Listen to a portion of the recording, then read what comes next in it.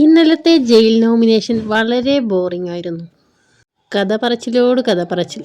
Nominate ചെയ്താൽ പോയാൽ പോരെ, ഒക്കെ ബോറടിക്കുന്ന രീതിയിലുള്ള കഥ പറച്ചിൽ തന്നെ.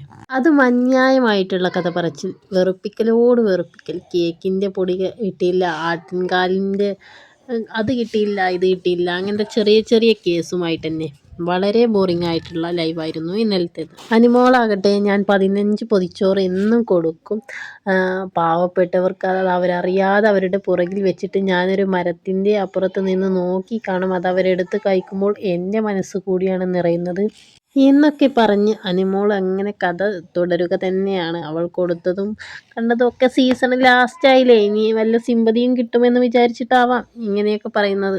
ഷാനവാസ് ആകട്ടെ അതിലാറെ വെറുപ്പിക്കൽ. അനീഷിനെ ഞാൻ പോക്കറ്റിലാക്കി, അവനെ ഞാൻ നന്നാക്കിയെടുത്തു എന്നൊക്കെ പറഞ്ഞിട്ട് ഇനി നിവിനെ കൂടി നന്നാക്കിയെടുക്കാനുണ്ട് എന്നൊക്കെ പറഞ്ഞാണ് ഷാനവാസിൻ്റെ തള്ളുകൾ.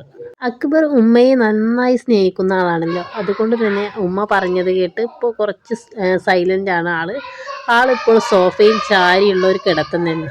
ഈ ഒരു സീസൺ വളരെ ബോറിംഗ് ആയിട്ടുണ്ട്. അവരുടെ ഈ ഫാമിലിയൊക്കെ വന്ന സമയത്ത് കുറച്ചൊരു രസമുണ്ടായിരുന്നു. എന്തായാലും അത് കഴിഞ്ഞ് പിന്നെയും വളരെ ബോറിംഗ് ആയിട്ട് തന്നെ ചെറിയ ചെറിയ കാര്യങ്ങൾക്ക് വഴക്കുണ്ടാക്കുക, ചെറിയ ചെറിയ കാര്യങ്ങൾ വലുതാക്കി പറയുക, ഇതൊക്കെ തന്നെയാണ് ഇവരുടെ മെയിൻ പരിപാടി. അനീഷ് കുഴപ്പമില്ല, കുറച്ച് സ്ലോ ആയിട്ടാണ് പോകുന്നത് എന്ന് മാത്രം. എന്തായാലും ആര് വിന്നറാവും നമുക്ക് കണ്ടറിയാം.